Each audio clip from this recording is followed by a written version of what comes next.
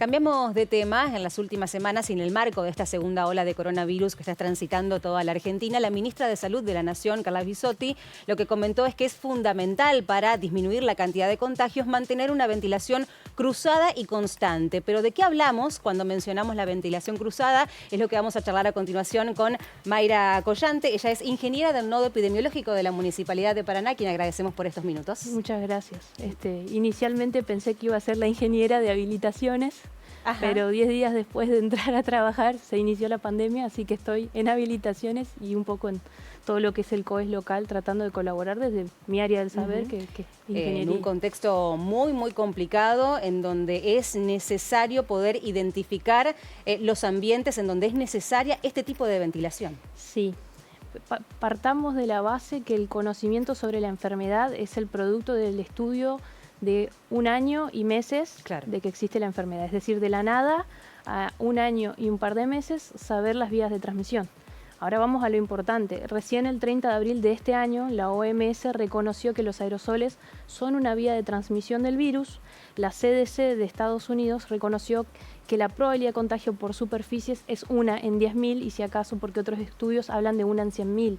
Es decir, 9.999 veces nos estamos contagiando por otra vía. Y en este caso las gotículas, cuando se habla de probabilidad, la gotícula tiene un tamaño identificable al ojo. Si la pandemia fuese por escupirle en el ojo a otra persona o en la mucosa, yo creo que no tendríamos pandemia. Entonces, yendo a la vía física probable de transmisión, estamos hablando de que los aerosoles se comportan como el humo de cigarrillo. Y que cuando nosotros a ese humo de cigarrillo no lo evacuamos o lo diluimos con incorporación de aire proveniente del exterior, nos estamos poniendo en riesgo independientemente de la distancia. Es importantísimo lo que estás mencionando, porque además ventilación cruzada no es simplemente abrir una puerta o abrir una ventana. Exactamente. Por suerte, hay distintas instancias, la ventilación es tan compleja como la orientación del viento, la magnitud del viento y un montón de cuestiones que los físicos que son más expertos pueden explicar. Pero en principio lo que se busca al hablar de ventilación cruzada es generar la circulación de ese aire, porque las masas de aire se van a comportar en función de que nosotros provoquemos ese movimiento y diluyamos este humo del que estoy hablando. La ventilación cruzada trata de generar este canal de una pared a otra pared de viento que ingresa, de aire nuevo que renueva. La única ventaja que tenemos en invierno, referido a que estamos muy acostumbrados al confort térmico, a buscar encerrarnos por el frío que tenemos. Sí, claro. Pero en invierno tenemos una ventaja muy importante que es la variación o diferencia de temperaturas que genera diferencia de presiones. Lo que hace que a veces con una ventana, a veces con una puerta, para ciertos ambientes, con cierta cantidad de gente, sea suficiente para ventilar. ¿Y cómo nos damos cuenta de eso? Para eso están estos dispositivos, porque en principio lo recomendable y que no va a fallar es asegurar esta ventilación cruzada, porque si no, no sabemos si estamos en riesgo o no cuando hablamos de distintos grupos convivientes. Pero en principio con estos medidores podemos saber exactamente en qué rango estamos y de hecho podemos sobre un espacio específico, con un número de personas y un tipo de actividad, saber qué características y este espacio es suficiente y este esquema de ventilaciones es suficiente para eso. Esto solamente se puede saber a través de estos dispositivos. No hay forma que en una casa con algunos instrumentos caseros podamos saberlo. En principio no, pero quiero aclarar un tema. Sí. Estos dispositivos constan de un láser de medición que no es excesivamente caro, hablamos de 5.000, 6.000 pesos, que para el instrumento de ensayo no es caro, y la programación o el esquema de programación es libre, de libre acceso, está en internet, es decir, que una persona con conocimientos de programación y desarrollo puede armar su propio aparato y tenerlo. Bien. Al mismo tiempo que en el mercado comienza a haber cada vez más oferta. Bueno, ¿qué es lo que mide y cómo funcionan? En principio mide la proporción de dióxido de carbono que hay en el ambiente en el que estamos en partes por millón. La OMS, con anterioridad a esta pandemia, hablaba de que a partir de las 1.000 partículas por millón, lo que tenemos es un aire que nos puede provocar que tengamos como estar más desconcentrados, pérdida de atención, es decir, el aire que estamos respirando no tiene todo el oxígeno, no es todo lo puro o de calidad que debiese ser.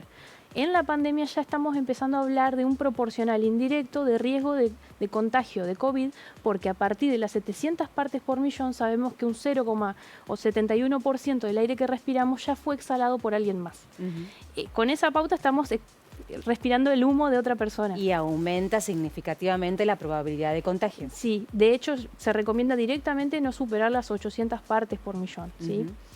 Particularmente, obviamente, que todo el esquema de probabilidad va a depender de que haya una persona contagiada en ese ambiente o no. Por eso se dice que es una medición indirecta. Y en este sentido, la ventilación cruzada no elimina, pero disminuye la posibilidad de contagio por proximidad y por tiempo de exposición. Nos da aire, nos da espacio para que esa distancia juegue un rol importante en la prevención del contagio, para que el espacio y el uso del barbijo nos cuiden, porque independientemente del uso del barbijo y la distancia, llegado un tiempo de exposición en un lugar sin ventilar, nos vamos a contagiar. Esto claramente sirve no solamente para ámbitos cerrados como oficinas, por ejemplo, sino también, y ahora que estamos hablando muchísimo de las clases presenciales, también en contexto de aulas, ¿no? Para ponerlo en magnitud, en Bélgica, la semana pasada, no la anterior, se hizo obligatorio el uso de estos dispositivos en la gastronomía y en la hotelería. Mirá vos. En numerosas regiones de España ya es obligatorio tener esto. La Universidad de Valencia incorporó 55.000 de estos aparatos en la universidad para registrar la calidad de aire, y en la provincia de Buenos Aires, hace 2 semanas, el gobernador adquirió 33.000 de estos dispositivos producidos por la Universidad de Harlingen mediante convenio para incorporarlo a 13.000 distintas escuelas de la provincia de Buenos Aires. ¿Y ya hay algún tipo de evaluación respecto de las mediciones o todavía no, ya sea aquí en Buenos Aires o en el resto del mundo? Lo que yo puedo comentar es la propuesta de Buenos Aires está muy buena, todavía no hay registro de qué es lo que ha sucedido, pero incorporando uno de estos aparatitos, siempre medir que de lo que estaba, cuando el aula estaba vacía, no se supere 400 partes por millón, es decir, una relación entre lo que estaba antes y qué pasa cuando se ocupa el aula. Eso es un esquema muy interesante. Lo que venimos nosotros asesorando técnicamente nos lleva a tener algún conocimiento de los distintos espacios, y hay espacios en los que las personas piensan que están bien ventiladas y no es así. Y cuando una va, enseguida detecta por qué se pudo producir. Abrimos una ventana, somos 3 personas, pero es un local de 2 por 3 metros. Claro. Y, por ejemplo, en la ventana han colocado una cortina, que lo único que hace que es limitar la entrada del viento, pero el frío entra igual. En otros espacios la ventilación demostró ser muy buena, y en vez de abrir todo, le recomendamos que en vez de utilizar 5 ventanas, con 2 y una puerta, ya generaba una corriente suficiente para el número de personas que pretendían realizar la actividad en ese lugar. Bueno, más que clara la información, pero para que quede también claro para todos nuestros televidentes, comentar en espacios, por ejemplo, de 3x4 o de 4x4, como habitualmente tenemos en nuestras casas, cómo hacer para mantener una ventilación cruzada que posibilite la disminución de contagios de coronavirus eventualmente. En principio, lo fundamental es nunca cerrar del todo, cuestión que es una costumbre que es dificultosísima, lo digo yo particularmente como persona. Cuando puse el primer medidor, estaba acostumbrada a cerrar, después a abrir, después a cerrar, y me fui acostumbrando. Cada vez tenemos más una ventana, aunque sea un poco abierta, y vemos que el valor está mediando. La primera recomendación es, si tenemos una ventana, siempre dejarla un poquito abierta. Cuando hace mucho frío, igual dejar un poquito abierta. Después, la instancia de ventilación cruzada es, analizar qué ventilaciones tengo en la casa. Si tengo una puerta que conduce a un pasillo, también es válido abrirla y abrir la ventana que da al exterior, porque por ahí en una cocina hay una sola ventana. Claro. También generar esa circulación, no cerrar todo y dejar solo la ventana. Aunque en algunas ocasiones eso pueda bastar, conviene generar esa circulación.